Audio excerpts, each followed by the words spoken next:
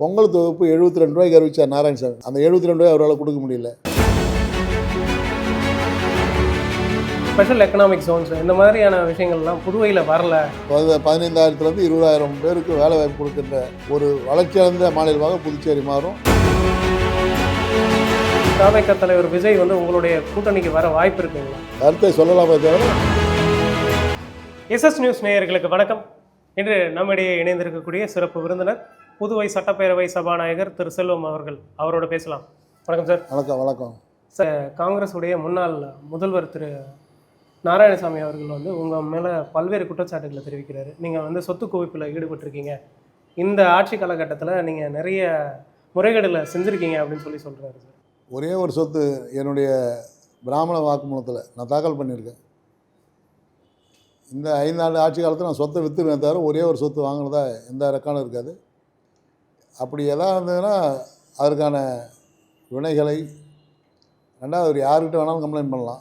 என்னுடைய ஆதாரங்களை நான் சட்டமன்ற உறுப்பினர் ஆகிறதுக்கு முன்பு என்ன சொத்து இருந்தது, இன்றைக்கி என்கிட்ட என்ன இருக்குது, பேங்க் அக்கௌண்ட்லேருந்து இன்றைக்கி வெளிப்படையாக நான் எல்லாத்தையும் வெள்ளை அறிக்கையாக வெளியிட தயார். நாராயணசாமி அவர்கள் ஆட்சிக்கு வருவதற்கு முன்பாக அவர் பாராளுமன்ற உறுப்பினராகவோ அல்லது மத்திய அமைச்சராகவோ அல்லது முதலமைச்சராக ஆவதற்கு முன்பாக அவருடைய சொத்து வரணும்னு ஊருக்கே தெரியும். என்னுடைய சொத்து வரணும் ஊருக்கும் தெரியும். அவர் இன்றைக்கி உலகம் பூரா சொத்து வச்சுருக்காரு. அது மாதிரி ஒரே ஒரு சொத்து எங்கே நான் வாங்கினதா நிரூபிச்சிட்டான்னா நான் இன்றைக்கே என்னுடைய பதவி ராஜன் அவர் அரசியலை விட்டு விலக தயாரா, நான் விலக தயார்னு பலமுறை பேட்டியிலே சொல்லியிருக்கேன். இப்போவும் அதை மேற்கோள் காட்டி சொல்கிறேன். இந்த அரசு பதிவேற்ற நாள் முதல் என்னுடைய பெயரிலும் எனது மனைவி பெயரிலும் எங்கேயாவது நான் சொத்து எதாவது வாங்கியிருந்து இல்லை ஏதாவது முறைகேடு பண்ணியிருந்து எதாவது நிரூபிச்சிட்டான்னா இந்த அரசியலை விட்டே நான் விலகத்துக்கு தயாராக இருக்கேன்.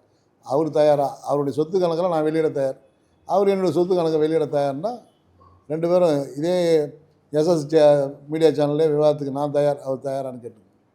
சார், இந்த 5 ஆண்டு ஆட்சி காலகட்டத்தில் உங்களுடைய செயல்பாடு எப்படி இருந்திருக்கு? ஏன்னா சபாநாயகர் பதவி ஒரு முக்கியமான பதவியாக பார்க்கப்படுது. நீங்கள் பாஜகவுக்கு வந்த பிறகு தான் உங்களுக்கு இந்த பதவி உயர்வு கிடைச்சிது அப்படின்னு நீங்கள் சொல்லியிருந்தீங்க ஏற்கனவே. இந்த 5 ஆண்டு காலகட்டத்தில் எந்த அளவுக்கு செயல்பாடுகள் இருந்திருக்கு? நான் முதல் முறையாக சட்டமன்ற உறுப்பினர் தேர்ந்தெடுக்கப்பட்ட பிறகு எங்களுடைய தேசிய தலைமையும் மத்திய உள்துறை அமைச்சர் அமித்ஷா அவர்களும் எங்களுடைய அமைப்பு பொதுச்செயலாளர் சந்தோஷி அவர்களும் எங்களுடைய புதுச்சேரி மாநில பொறுப்பாளர் நிர்மல்குமார் சுரானா அவர்களும் நீங்கள் இந்த ஆட்சியை நல்ல முறையில் கொண்டு போகணும்னா நீங்கள் சபாநாயகராக பொறுப்பேற்றுக்குன்னு சொன்னாங்க. எனக்கு அமைச்சர் பதவி தான் முதல்ல கொடுக்குறேன்னாங்க.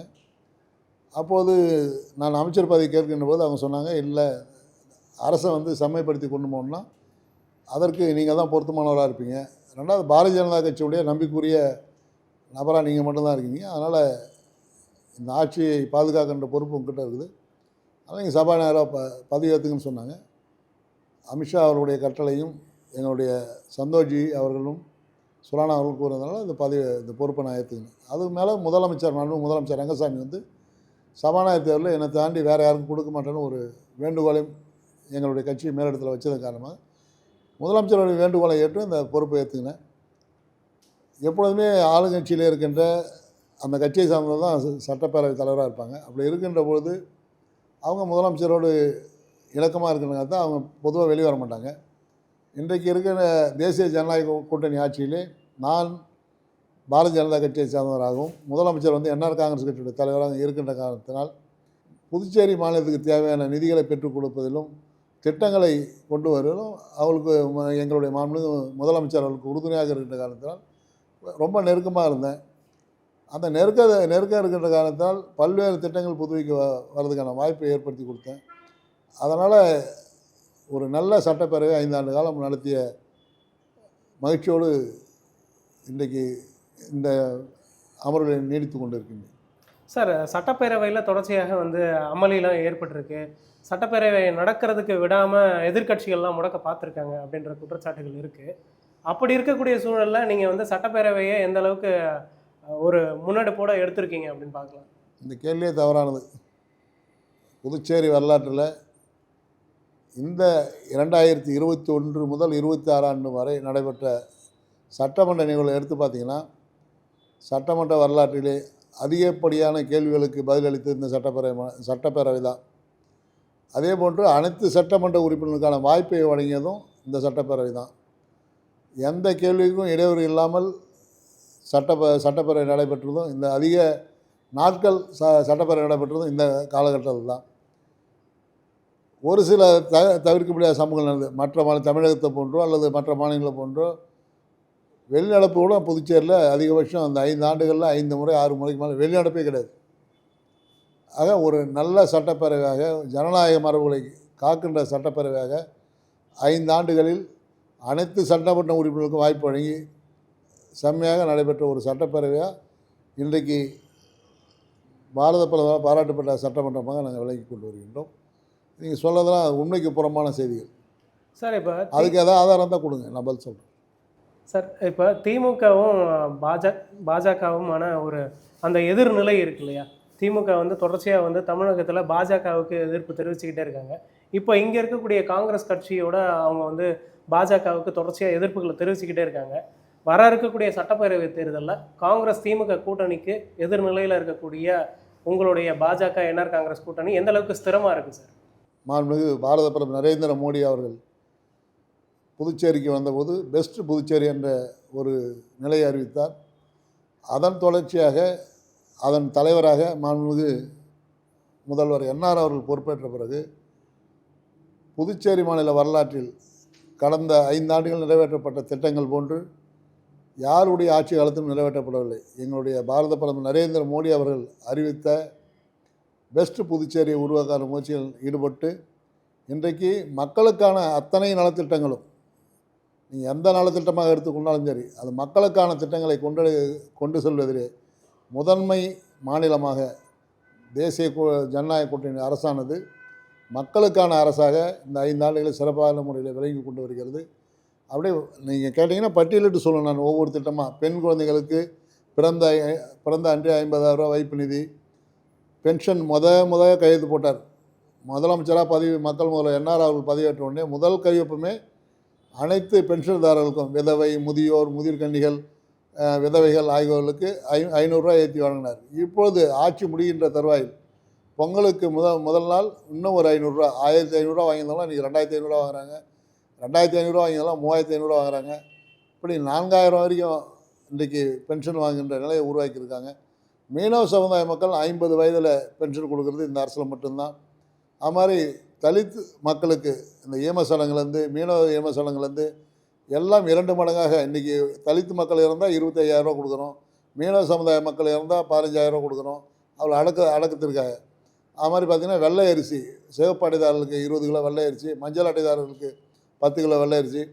வேலை வாய்ப்பு நேர்மையான முறையில் 38 ஆண்டுகளுக்கு பிறகு பொதுப்பணித்துறையில் இளநிலை பொறியாளர் நிரப்பப்பட்டிருக்கிறது. மின்துறையில் 18 ஆண்டுகளுக்கு பிறகு இளநிலை பொறியாளர் பதவி நிரப்பப்பட்டிருக்கிறது. காலியாக உள்ள எல்டிசி, யூடிசி, அசிஸ்டன்ட் போன்ற பதவிகள் நிரப்பப்பட்டிருக்கிறது. காவல்துறையிலே 1000க்கு மேற்பட்ட பதவிகள் நிரப்பப்பட்டிருக்கிறது. கல்வித்துறையிலே 900 பேராசிரியர் பெருமக்கள், தொடக்காசிரியர்கள், இளநிலை ஆசிரியர்கள்லாம் நியமிக்கப்பட்டிருக்காங்க.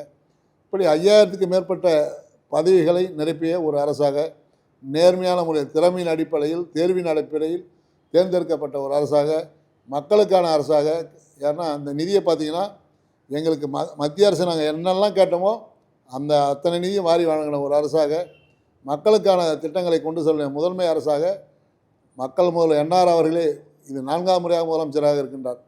3 முறை செய்யாத அத்தனை சாதனைகளையும் இந்த 5 ஆண்டு காலத்தில் வெற்றிகரமாக செய்து மிக திறமையான ஒரு அரசாக மட்டுமல்ல, மக்களுக்கான அரசாக இதை கொண்டு சென்று இன்றைக்கு மக்களிடத்திலே எதிரே இருக்கின்ற இந்தி கூட்டணியானது டெபாசிட் எடுக்கின்ற ஒரு நிலைக்கு இன்றைக்கு இந்த கூட்டணியை உருவாக்கிய பெருமை பாரத பிரதமர் நரேந்திர மோடி அவர்களுக்கும் மக்கள் முதல்வர் அண்ணன் என்ஆர் அவர்களுக்கும் இணைந்து உருவாக்கிய இந்த கூட்டணி வெற்றி கூட்டணியாக அமையும்.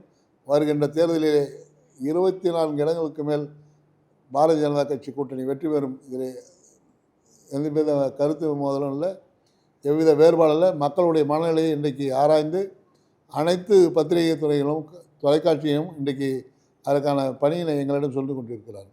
சார், வேலை வாய்ப்பை பற்றி சொன்னீங்க. இப்போ தனியார் வேலை வாய்ப்புகள், இப்போ ஸ்பெஷல் எக்கனாமிக் ஜோன்ஸ் இந்த மாதிரியான விஷயங்கள்லாம் புதுவையில் வரல, தனியார் நிறுவனங்கள் வர்றதுக்கு வந்து சுணக்கம் இருக்குங்க அப்படின்னு சொல்லப்படுது. தொழில் ஏற்பாடுகள் எதுவுமே செய்யலை, இந்த அரசு செய்யலை அப்படின்றது தான் ஒரு குற்றச்சாட்டாகவே இருக்குது சார்.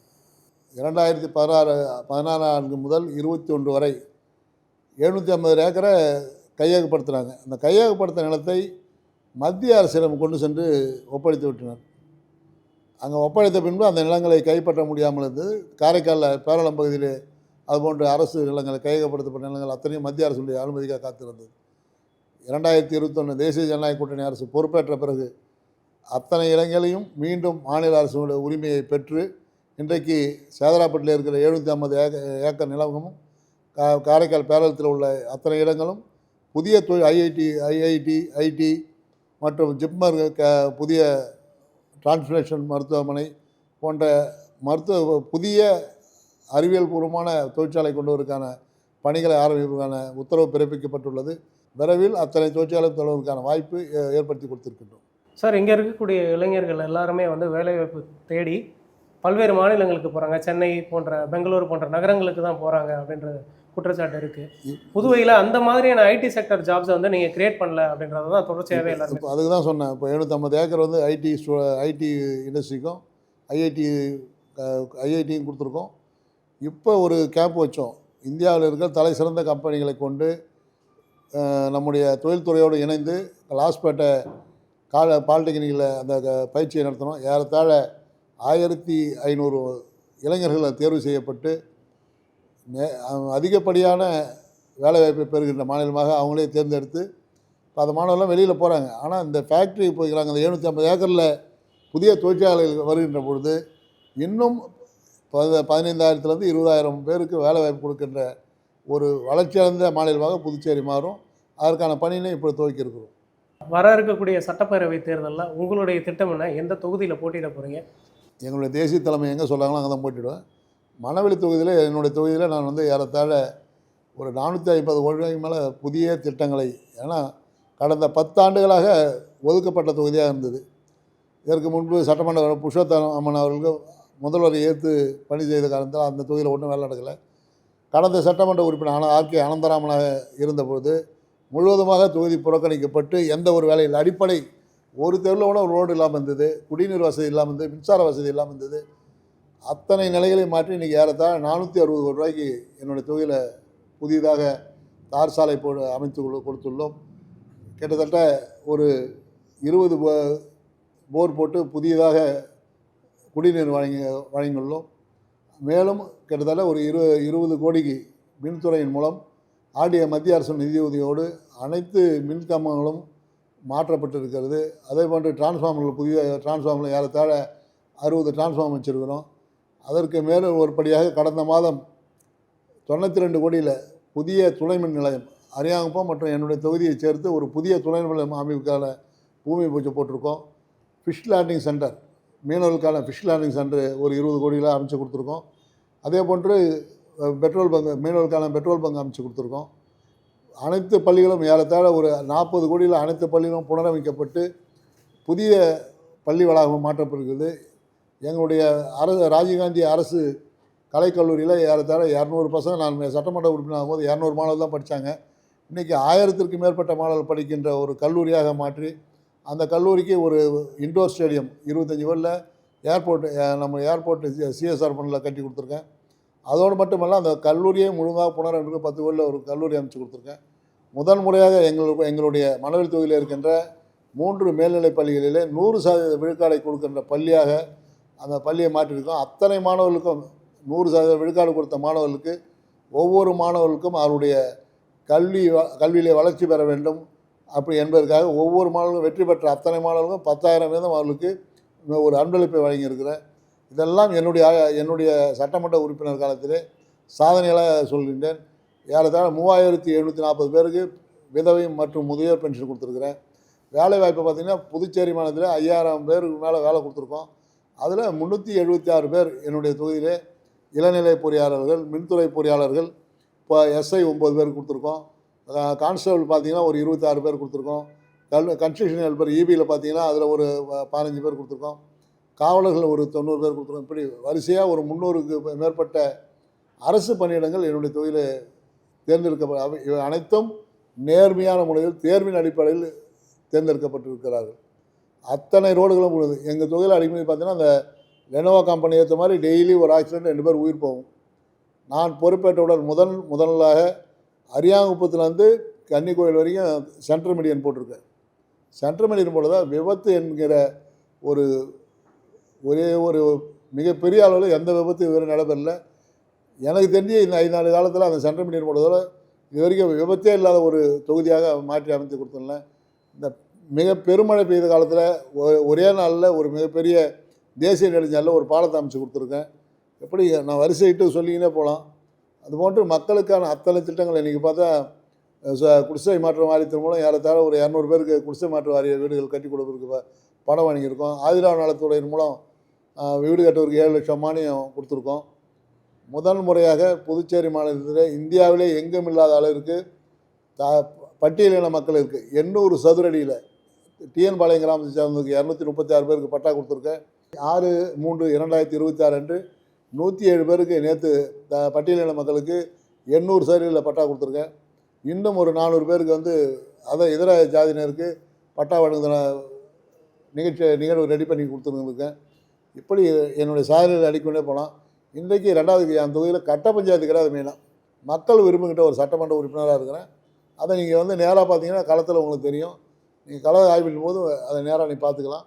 அதே போன்று இந்த தடவை முதலிடத்தில் பெறுவதற்கான வாய்ப்பை எனக்கு என்னுடைய தொகுதி மக்கள் வழங்குவார்கள் என்ற நம்பிக்கை இருக்கிறது. சார், புதுவையில் மது கொள்கை தான் அதிகமாக பேசப்படுது. மது அரசு கொள்கையை எடுத்து பல்வேறு ரெஸ்டோ பார்களை திறந்திருக்கு அப்படின்னு சொல்கிறாங்க. அப்படி இருக்கக்கூடிய சூழலில் மது இல்லாத ஒரு ரெவன்யூவை அரசு எப்படி கிரியேட் பண்ண போகுது? மக்கள் விரும்பினா அது சாத்தியம். ஆனால் மக்கள் விரும்பலையே. நம்ம பிரெஞ்சு இந்திய ஆதிக்கத்தோடு இருக்கின்ற காரணத்தால் மது என்ற ஒரு மது இல்லாத மாநிலமாக இதை கொண்டு செல்வது கடினமான ஒன்று. மக்கள் விரும்பினா அதை கொண்டு வருவதற்கான சாத்தியத்தை தேசிய ஜனநாயக கூட்டணி அரசு எடுக்கும். மக்கள் விரும்பினாங்களாம். சார், தொடர்ச்சியாக ரெஸ்டோ பார்கள் நிறைய திறக்கப்படுது. அரசு இதை முன்னெடுக்கிறாங்க அப்படின்றது தான் எல்லாருமே எதிர்க்கட்சிகள் எல்லாமே குற்றச்சாட்டு தெரிவிக்கிறாங்க. எங்கே சொல்கிறாங்க சார்? கிட்டத்தட்ட சமீபத்தில் 140 ரெஸ்டோ பார்கள் திறக்கப்பட்டிருந்தது. சட்டத்துக்கு புறம்பாக இந்த அரசு யாருக்கும் ரெஸ்டோ பார் கொடுத்தா எனக்கு தெரியல.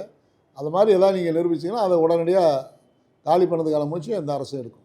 சார், இப்போ வர இருக்கக்கூடிய சட்டமன்ற தேர்தலில் புதிய கட்சிகளை கூட்டணிக்குள்ளே கொண்டு வர வாய்ப்பு இருக்கா? ஏன்னா லட்சிய ஜனநாயக கட்சி இப்போ சமீபத்தில் தொடங்கி எங்களுடைய தேசிய ஜனநாயக கூட்டணியை சேர்ந்த தலைவர்கள் தேசிய தலைவர்களும் மக்கள் முதல் அண்ணாலும் என்ஆர் அவர்களும் தேர்ந்தெடுக்க வேண்டிய முடிவு. எங்களுக்கு அதை பற்றிய விவரங்களை நாங்கள் கேட்பதும் கிடையாது. எங்களுக்கான பணிகளை தொகுதி பணிகளை நாங்கள் செய்து கொண்டிருக்கிறோம். மக்கள் பணிகளை செய்து கொண்டிருக்கிறோம். அப்படி செய்கின்ற பொழுது எங்களுடைய தேசிய தலைமை என்ன கட்டளை எடுக்கிறதோ அதன்படி நடப்பது தான் எங்கள் வேலை. யார் வந்தாலும் எங்களுக்கு எந்த ஆட்சேபனையும் கிடையாது. எங்களுடைய பயணம் வெற்றி பயணமாக அமையும். மீண்டும் தேசிய ஜனநாயக கூட்டணி ஆட்சி அமைவதற்கான வாய்ப்பை நாங்கள் ஏற்படுத்தி கொண்டு இருக்கின்றோம். அது எளிதாக தேசிய ஜனநாயக கூட்டணி அரசானது புதுச்சேரியிலே மீண்டும் மலரும். சார், எதிர்கட்சிகள் ஒரு குற்றச்சாட்டை தெரிவிக்கிறாங்க. நீங்கள் தான் நிழல் முதலமைச்சர் அப்படின்னு சொல்கிறாங்க. உண்மையிலே நீங்கள் நிழல் முதலமைச்சராக இருக்கீங்களா? நான் முதலமைச்சருக்கு துணையாக இருக்கிறேன். அவ்வளோ நிழல் முதலமைச்சர் வாய்ப்பே இல்லை. ஏன்னா முதலமைச்சர் நான் தான் புதிதாக தேர்ந்தெடுக்கப்பட்ட சட்டமன்ற உறுப்பினர். முதல்வருக்கு துணை நிழல் முதலமைச்சர்லாம் எதுக்கு? அவர் 4 முறை இந்த புதுச்சேரி மாநில அதிக நாள் நீண்ட நாள் முதலமைச்சராக இருந்த பெருமையை பெற்றவர் மக்கள் முதல்வரான என்ஆர் அவர்கள். அந்த ஆட்சிக்கு உறுதுணையாக இருக்கிற மத்திய அரசோடு நெருக்கமாக இருக்கிற நேரத்தில் அவருக்கு தேவையான உதவிகளை செய்வதற்கும் அவரோடு இருக்கின்ற காலத்தில் என்னுடைய தொகுதிக்கும் சேர்த்து மக்கள் பணி செய்வதற்கு வாய்ப்பை ஏற்படுத்தி கொடுப்பதற்காக அவருக்கு உறுதுணையாக இருக்கிறேனே தவிர அவருக்கு எவ்வித இடைஞ்சல்களோ அல்லது என்னால் அவருக்கு எவ்வித சங்கடமோ ஏற்படுத்த எந்த நாளும் நான் விரும்பியதில்லை. அதை மக்கள் முதல்வர்களும் விரும்ப மாட்டார்கள். சார், கடந்த 40 வருஷமாக நீங்கள் அரசியலில் இருக்கீங்க. இத்தனை ஆண்டு காலகட்டத்தில் நீங்கள் ஹைஸ் அண்ட் லோஸ் பார்த்துருப்பீங்க. இப்போ இந்த 5 ஆண்டு காலகட்டத்தில் நீங்கள் என்ன பார்த்துருக்கீங்க? என்ன பார்த்தேன், நான் சட்டமன்ற உறுப்பினர் அப்போ தான் ஆகியிருக்கேன். என்னுடைய தொகுதி சுதந்திரம் பெற்ற பிறகு ஒரு பெஸ்ட் மொமெண்ட்டாக இல்லை. நான் சுதந்திரம் பெற்ற காலத்தில் என்னுடைய தொகுதி ரிசர்வ் தொகுதியாக இருந்தது. நான் போட்டியிடுவதற்கான வாய்ப்பு இல்லை. 2011 போட்ட சுயேட்சா கட்சி சார்பில் போட்டியிட்டேன். அப்போ கூட்டணி கட்சிக்கு தொகுதி மாறி போச்சு. அப்போ திருப்பி வாபஸ் வாங்கினேன். சென்ற முறை சுயேட்சா போட்டியிட்டு மிகப்பெரிய வாக்குகளை பெற்றதன் விளைவாக தேசிய தலைவர் அமித்ஷா அப்போது தேசிய தலைவராக இருந்தாங்க. அவர் எங்களுடைய சந்தோஷ ஆட்சியின் விளைவாக இப்போ பாரதிய ஜனதா கட்சியில் போய் இணைஞ்ச உடனே எனக்கு மாநில பொதுச்செயலாளர் பொறுப்பு கொடுத்தாங்க. அதில் திறமையாக வேலை செஞ்சதால் மணவெளி சட்டமன்ற தொகுதிக்கான வாய்ப்பை எனக்கு வழங்கினாங்க. மிகப்பெரிய வெற்றி அதை அடைந்ததன் மூலம் எனக்கு சட்டப்பேரவைத் தலைவராக கொடுத்தாங்க. இதுக்கான மக்கள் பணி தொடர்ந்து செய்து கொண்டு இருக்கோம். அந்த பணியில் எனக்கு நான் 40 ஆண்டுகள் நீங்கள் சொன்ன மாதிரி அரசியல் இருந்ததால் எனக்கு ஒன்றும் இதில் பெருசாக ஒன்றும் புதிதாக ஒன்றும் தெரியல. ஏன்னா திமுகல இருந்ததுக்கும் இப்போ நீங்க பாஜகவுக்கு வந்ததுக்கு பிறகு இந்த என்னுடைய டிரான்சிஷன் இருக்கு இல்லையா? நான் எங்கே இருந்தாலும் உண்மையாக இருப்பேன். எந்த கட்சியில் திராவிட முன்னேற்ற 36 ஆண்டு காலம் இருந்தேன்னா என்னுடைய குரு ஜானகிராமன் அவர்களுக்கு உறுதுணையாக இருந்தேன். அவரும் இன்றைக்கி எப்படி என்னுடைய தேசிய தலைவர்கள் அமித்ஷா அவர்களும் சந்தோஷ்ஜி அவர்களும் சுரானா அவர்களும் என் மேல் நம்பிக்கை வைத்திருக்கிறார்களோ அதே போட்டு தான் அன்றைக்கி ஜானகிராமன் அவர்களும் என் மேல் நம்பிக்கை வச்சாங்க. எங்கே போனாலும் என்னை அவங்க கூடவே கூட்டம் போனாங்க. அதே போட்டு தான் இன்றைக்கி இந்த 3 பேரும் மாண்புமிகு உள்துறை அமைச்சர் அமித்ஷா அவர்களும் எங்களுடைய ஆர்கனைஸ் செக்ரட்டரி சந்தோஷ்ஜி அவர்களும் எங்களுடைய பிரபாரி சுரானா அவர்களும் அவர்கள் என்ன வேலை செய்கிறாங்களோ அதை சரியான நேர்த்தியான முறையில் செய்து கொண்டு இருக்கிறார்கள். அவர்கள் என்ன கட்டளை இடுகிறார்களோ அந்த கட்டளை நிறைவேற்றுகின்ற ஒரு சட்டமன்ற உறுப்பினராக சேவகனாக பாரதிய கட்சியினுடைய சேவகனாக ஒரு காரியகர்த்தாக இருக்கின்ற காரணத்தினால் என் மீது ஒரு மிகப்பெரிய விருப்பத்தோடு பணியாற்றி கொண்டு இருக்கிறேன். இந்த பதவி என்பது மக்கள் எனக்கு கொடுத்த வரம். இந்த வரத்தை சரியாக செஞ்சுக்கின்னு இருக்கேன். எதை பற்றியும் கவலைப்படலை. நான் எப்பொழுதும் நானாகவே இருந்து கொண்டு இருக்கிற காரணத்தால் மக்களுக்கான பணிகளை செய்யலை. 40 வருஷம் பண்ணிக்கின்னு இருக்கேன். இந்த பொறுப்பு சேர்த்து வந்தாலும் அதையும் சேர்த்து இப்போ கூடுதலாக பண்ணிக்கின்னு இருக்கேன். அவ்வளோதான். சார், இப்போ சமீபத்தில் வந்து மாணவர்கள் போராட்டம்லாம் வெடிச்சிருந்தது. எதிர்க்கட்சிகள்லாம் வந்து சொல்லியிருந்தாங்க, அதாவது இந்த மத்திய பல்கலைக்கழகத்தில் நடந்த அந்த விவகாரத்தில் வந்து அரசு வந்து சரியான நடவடிக்கை எடுக்கலை அப்படின்னு சொல்லியிருந்தாங்க. அதற்கு பிறகு தொடர்ச்சியாகவே எதிர்க்கட்சிகள்லாம் நிறைய குற்றச்சாட்டுகளை தெரிவிக்கிறாங்க. அரசின் செயல்பாடு இந்த விவகாரத்தில் எப்படி மத்திய பல்கலைக்கழகம் என்பது மத்திய அரசோடு தொடர்புடைய ஒரு பல்கலைக்கழகம். ஏன்னா மாநில அரசு எவ்வித தலையீடு இது வரைக்கும் எங்களுடைய மாநில அரசானது மத்திய ஜிப்மர் நிர்வாகத்திலேயோ அல்லது மத்திய பல்கலைக்கழகத்தில் தலையிட்டது கிடையாது. அந்த நிர்வாகம் என்பது மத்திய அரசோடு தொடர்புடைய ஒரு நிறுவனங்கள். அவங்க மத்திய அரசுக்கிட்ட தான் அங்கே தொடர்பில் இருக்காங்க. எங்ககிட்ட அவங்க ஏதாவது உதவி கேட்டு வருவாங்க. வேறு இந்த நிர்வாக தலையிலையோ அல்லது சட்டம் ஒழுங்கு பிரச்சனையும் எங்கிட்ட அவங்க நாடது கிடையாது.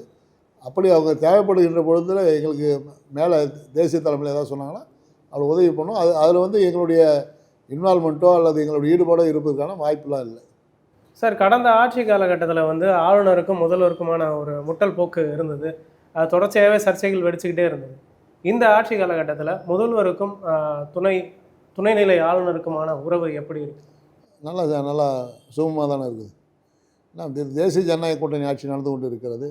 அப்படி நடக்கின்ற காலத்தால் மத்திய அரசோடு இணக்கமாக இருக்கின்ற ஒரு அரசு, அவர்கள் விரும்பிய தேசிய ஜனநாயக கூட்டணி அரசு, கவர்னருக்கும் முதல்வருக்கும் சிறு சிறு கருத்து வேறுபாடு தான் அவை அனைத்தும் வந்து அவளுக்குள்ளாகவே பேசி தீர்த்து கொள்கிறாங்க. அதெல்லாம் ஒரு பெரிய ஒரு இது கிடையாது. அதனால தான் சொல்கிறேன், இந்த அரசு இத்தனை சுதந்திரம் பெற்ற பிறகு இவ்வளவு திட்டங்களை மக்களுக்கான திட்டங்களை நிறைவேற்றிய ஒரு அரசாகவும் மக்களுடைய பயன்பாட்டிற்காக நீங்கள் பார்த்தீங்கன்னா ஒரு 5 ஆண்டு காலத்தில் ஒரு 1000 பதவி நிரப்பப்பட்ட என்பது இந்த 5 ஆண்டு காலத்தில் மட்டும்தான். நேர்மையான முறையில் அதான் ரெகுலர் போஸ்ட்டாக எடுத்தது. மற்றபடி கார்பரேஷன் வச்சுருப்பாங்க, அப்போ எடுத்திருப்பாங்க. அதெல்லாம் வந்து பேக்டோர் என்ட்ரின்னு சொன்னாங்க. அதெல்லாம் நிறைய நிறுவனம் சாத்தப்பட்டு விட்டது. ஆனால் மக்களுக்கான அரசாக அடிப்படை திட்டங்களை நிறைவேற்றுவதிலும் மக்களுடைய நலனை பெரிதும் பாதுகாப்பதிலும் இந்த 5 ஆண்டுகள் செய்த திட்டங்கள் போன்று வேறு எந்த அரசும் செய்யப்பட்டதில்லை.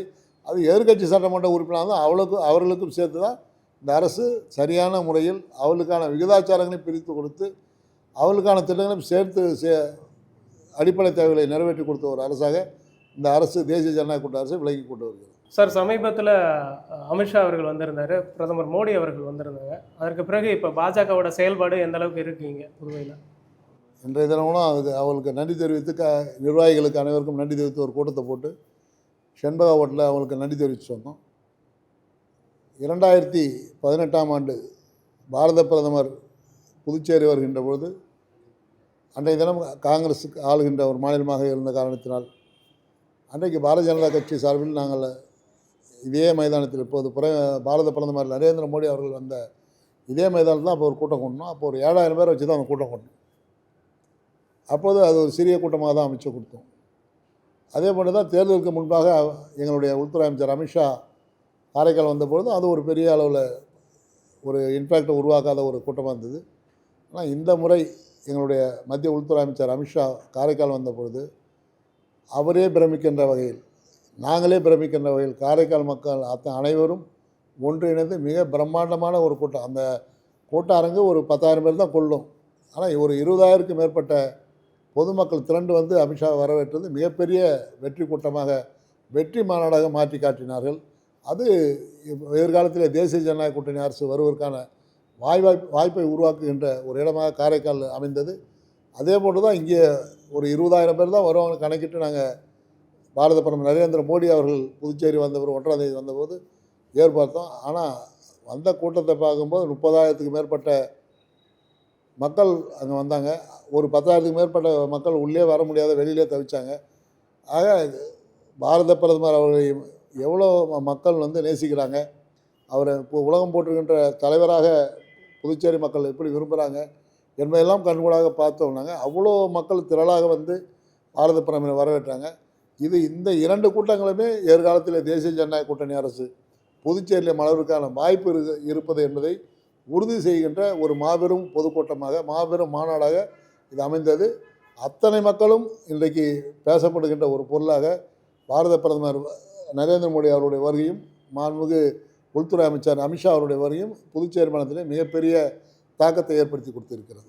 சார், கடந்த ஆட்சி காலகட்டத்தில் காங்கிரஸ் திமுக கூட்டணி இருந்த அந்த காலகட்டத்தில் இருந்ததுக்கும் இப்போ இருக்கக்கூடிய உங்களுடைய கூட்டணி அரசு மேம்படுத்தியிருக்கீங்க இங்கே புதுவையில். ஒரு 5 ரூபா, வெறும் 5 ரூபா பென்ஷன் ஏற்றி கொடுத்ததில்லை 5 வருஷத்தில்.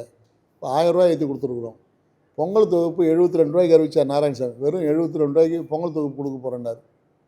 அந்த 72 ரூபாய் அவரால் கொடுக்க முடியல. எந்த மக்கள் நலத்திட்டம், ஒரே ஒரு ரோடு கூட போடல. அவங்க அம்மா செத்துட்டாங்க. நாராயணசாமி முதல்வராக இருக்கும்போது அவங்க அம்மா, என்னுடைய தொகுதியில் இருக்கிற பூர்ணாம்பு தான் அவர் சொந்த ஊர், அவருடைய அம்மா இறந்துட்டாங்க. அப்போ அந்த பணத்தை எடுத்து போகிறதுக்கான வழி கூட ரொம்ப காலை வச்சா போட முடியாத ரோடு. நான் வந்து தான் அந்த புதிய தார் சாலை அமைச்சு கொடுத்தேன். அப்போ இது போன்று மக்களுக்கான எந்த திட்டங்களும் செயல்படுத்தாத அரசு.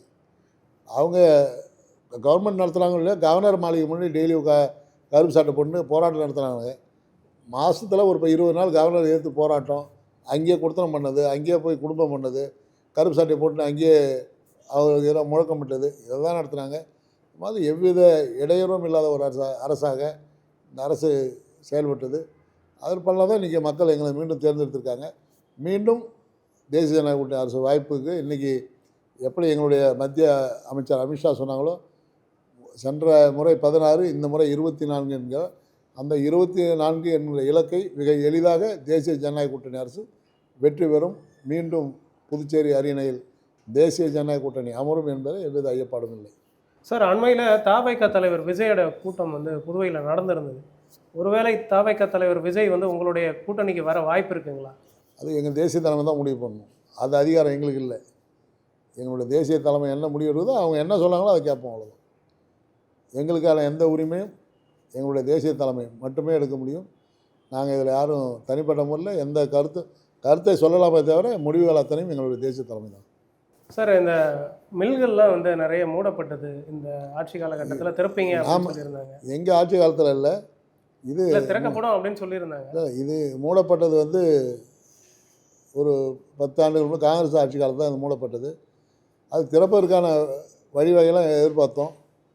அங்கே பணிபுரிகின்ற ஊழியர்கள் எல்லோரும் மேக்ஸிமம் எல்லாம் ரிட்டையர்ட் ஆகி போயிட்டாங்க. இருக்கிறது ஒரு 25 பேர் 30 பேர் தான் இருக்காங்க. இன்றைக்கு அந்த தொழில் ஜவுளி தொழிலானது மிகவும் நலிவுற்று இருக்கின்ற காரணத்தினால் புதிய ஜவுளி பூங்கா அமைப்பதற்கான முயற்சி எடுக்கிறோம். அந்த முயற்சி வெற்றி பெற்றதுன்னா மீண்டும் அதில் திறப்பதற்கான வாய்ப்பு இருக்கும். அப்படி இருந்தாலும் கூட அந்த ஜவுளி பூங்காவானது மத்திய அரசின் முழு நிதி உதவியோடு மட்டுமே செய்ய முடியும். மாநில அரசினுடைய பங்களிப்பு இருந்ததுன்னா இப்போ அது, ஏன்னா துணி வாங்கி அதில் அந்த பருத்தியை வாங்கி நெஞ்சி அதிலேருந்து புதிய ஒரு உற்பத்தி செய்து அதில் அந்த பணியாளருக்கு கொடுக்கின்ற ஊதியத்திற்கு அளவிற்கு அதில் மிகப்பெரிய லாபம் இருக்குதான்னா இப்போ இல்லை என்ற காரணத்தினால் அந்த தொழில் வந்து மிகவும் நலிவடைந்து போச்சு. அதை இப்போ மத்திய அரசு ஏதாவது ஒரு புதிய திட்டங்களை கொண்டு வந்து புதிய ஜவுளி பூங்கா உருவாக்குனாங்கன்னா மீண்டும் கொண்டு வரக்கான முயற்சியை இந்த அரசாங்கம் எடுக்கும். சார், ஸ்மார்ட் சிட்டி திட்டத்தில் வந்து எதுவுமே செயல்படுத்தலை அப்படின்ற குற்றச்சாட்டை வந்து எதிர்க்கட்சிகள் வந்து சொல்கிறாங்க. நிதியை வந்து நீங்கள் திரும்ப அனுப்புகிறீங்க, அந்த நிதியும் நீங்கள் யூட்டிலைஸ் பண்ணல அப்படின்றத குற்றச்சாட்டு தெரிவிக்கிறாங்க. நீங்கள் தெளிவாக பார்த்துருக்கலாம். 963 கோடி ரூபா ஸ்மார்ட் சிட்டினுடைய நிதி வந்து முழுசாக செலவு பண்ணியிருக்காங்க. ரெண்டாவது, இந்த ஸ்மார்ட் சிட்டினுடைய சேர்மன் யாருன்னு கேட்டிங்கன்னா தலைமைச் செயலாளர். இந்த அரசுக்கு அவங்களுக்கு அறிவுரை சொல்லுகின்ற இடத்துல தான் அந்த அரசு இருக்குதுமே தவிர அதனுடைய முழு பொறுப்பும் வந்து தலைமைச் செயலாளர் தான். வந்து புதுச்சேரி மாநிலத்தை பொறுத்த வரைக்கும் அதனுடைய தலைவராக தலைமைச் செயலாளர் தான் இருக்கிறார். அதனுடைய உறுப்பினர்களாக மற்ற ஐஏஎஸ் அதிகாரிகள் 2-3 பேர் இருக்காங்க. அவர்களுக்கு ஆலோசனை கூறி செய்ய வேண்டிய திட்டங்களை பற்றி விளக்குவதற்கான எண்ணங்கள் மட்டுமே அரசுக்கிட்ட இருக்குது. மற்றபடி இது முழுவதும் அதிகாரிகள் கொண்டு செய்கின்ற ஒரு திட்டமாகும். அவங்க முதலமைச்சர் என்ன திட்டங்கள் சொன்னாலும் அதை செயல்படுத்துகின்ற ஒரு அரசாக இருக்குது. அதில் மத்திய அரசு என்னென்ன நமக்கான பணிகள் கொடுத்தாங்களோ அந்த பணிகள்லாம் முழுமையாக செய்யப்பட்டு இருக்கிறது. சார், அண்மையில் ஆசிரியர்கள் வந்து போராட்டத்தில் ஈடுபட்டிருந்தாங்க. தொடர்ச்சியாக 30 நாள் கிட்ட போராட்டம் ஈடுபட்டிருந்தாங்க. அப்படி இருக்கக்கூடிய சூழலில் அவங்களுக்கு தற்காலிகமாக கொடுத்துருக்கீங்க, இருந்தாலும் அதை நிரந்தரம் பண்ணணும் அப்படின்னு சொல்கிறாங்க. சென்ற ஆட்சி காலத்தில் நாராயணசாமி அவருடைய ஆட்சி காலத்தில் அவங்க நியமிக்கப்பட்டாங்க. அவர்கள் பணியாணை வழங்குகின்ற போதே 2025ஆம் ஆண்டு மார்ச் 31 அவருடைய பணிக்காலம் முடிவடைந்தது என்று ஒரு உத்தரவை அன்றைக்கு இருந்த முதலமைச்சர் நாராயணசாமி அவர்கள், அன்றைக்கு இருந்த துணைநிலையாளர் கிரண்பேடியும் அந்த உத்தரவோடு தான் அவங்களை பணி அமைத்திருக்கிறாங்க.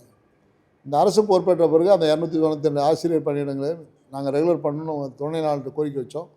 அப்படி கோரிக்கை வைத்த போது துணைநிலை ஆளுநர் முன்னால் இருந்த துணை ஆளுநர் அளித்த கோப்பை காரணம் காட்டி இவங்க ஆல்ரெடி இவங்களுக்கு அதுக்கு மேலே வைக்கக்கூடாதுன்னு சென்ற துணைநிலை ஆளுநர் கோப்பில் கையொப்பமிட்ட காரணத்தினால் நான் என்ன ஒரு வருஷம் ரினியூல் பண்ணியிருந்தோம், ஒரு ஆண்டு ரினியூல் பண்ணி கொடுத்துருக்காங்க.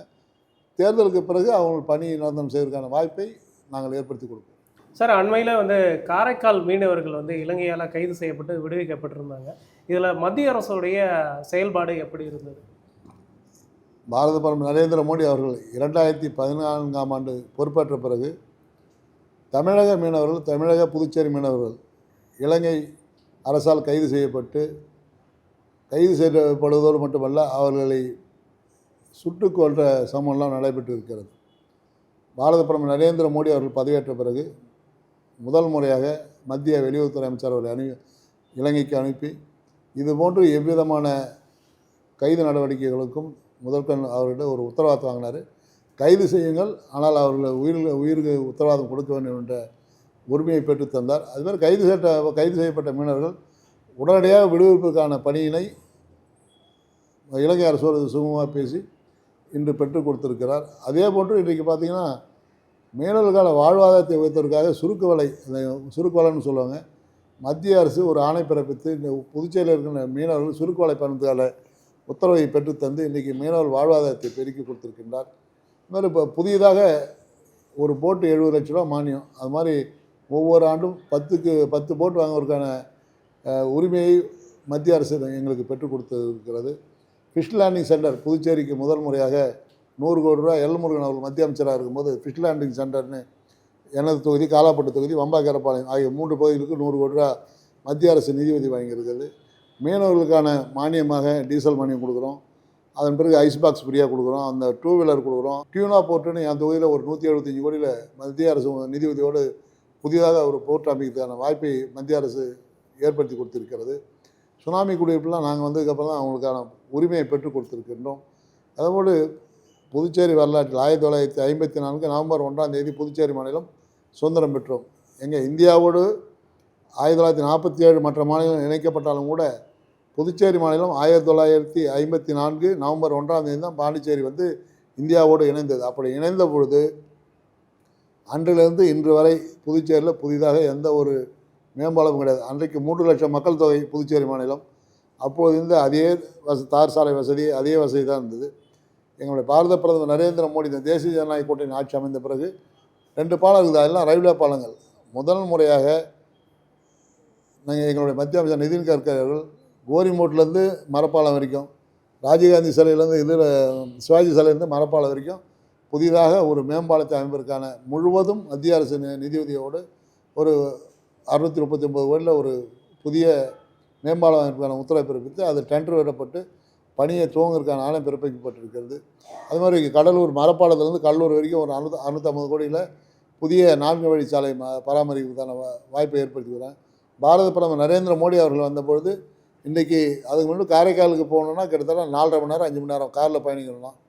இன்றைக்கி புதுச்சேரியிலேருந்து காரைக்கால் போனால் அதிகபட்சம் 1.5 மணி நேரத்துலேருந்து 2 மணி நேரத்தில் செல்லக்கூடிய அளவுக்கு ஒரு தேசிய நெடுஞ்சாலை அமைத்து கொடுத்துருவோம். காரைக்காலில் பேரளம் 40 ஆண்டுகளுக்கு முன்பு பொதுமக்களுக்காக ஏலம் விடப்பட்ட ரயில் நிலையம் இன்று புனரமைக்கப்பட்டு புதிய ரயிலை வந்து நான் தான் போய் தூக்கி வச்சேன்.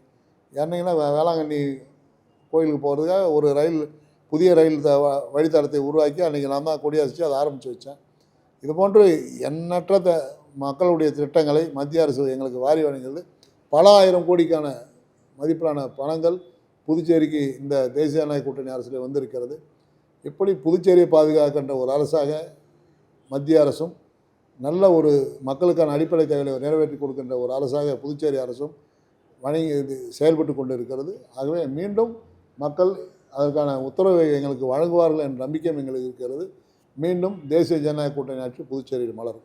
சார், புதுவை மக்களுக்கும் உங்களுடைய தொகுதி மக்களுக்கும் நீங்கள் சொல்லக்கூடிய ஒரு மெசேஜ் என்ன சார்? வர இருக்கக்கூடிய 2026 வருகின்ற பொதுத் தேர்தல் மக்களுக்கான தேர்தல்.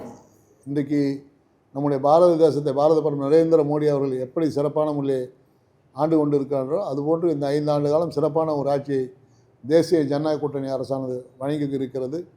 இன்றைய மக்களுக்கான திட்டங்களை எந்த திட்டமானது தாழ்த்தப்பட்ட மக்களாக இருந்தால் ஆரம்ப கல்வி முதல் ஆராய்ச்சி கல்வி வரை மீனவ மக்களுக்கும் அதையே கொடுத்துருக்கோம். அனைத்து கோயிலும் புனரமைக்கப்பட்டு கும்பாபிஷேகம் நடைபெற்று இருக்கிறது.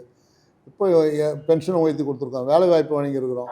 மக்களுடைய வாழ்வாதாரத்தை அடிப்படை தேவைகளை நிறைவேற்றி கொடுக்கின்ற ஒரு அரசாக இந்த தேசிய ஜனநாயக கூட்டணி அரசு விளங்கி கொண்டிருக்கிறது. ஒவ்வொரு சமுதாய தலைவர்களும் சந்தித்து அவர்களுக்கான குறைகளை பெற்றுக் கொண்டிருக்கிறோம். இப்படி மக்களுக்கான குறைகளை நிவர்த்தி செய்கின்ற ஒரு அரசாக விளங்குகின்ற காரணத்தால் மீண்டும் புதுச்சேரி மக்கள் எங்களுக்கு நல்ல வாய்ப்பை தருவார்கள் என்ற நம்பிக்கை இருக்கிறது. மீண்டும் புதுச்சேரியிலே தேசிய ஜனநாயக கூட்டணி ஆட்சியானது கண்டிப்பாக மலரும். பல்வேறு கேள்விகளுக்கு பதிலளிச்சிங்க. மிக்க நன்றி. நன்றி.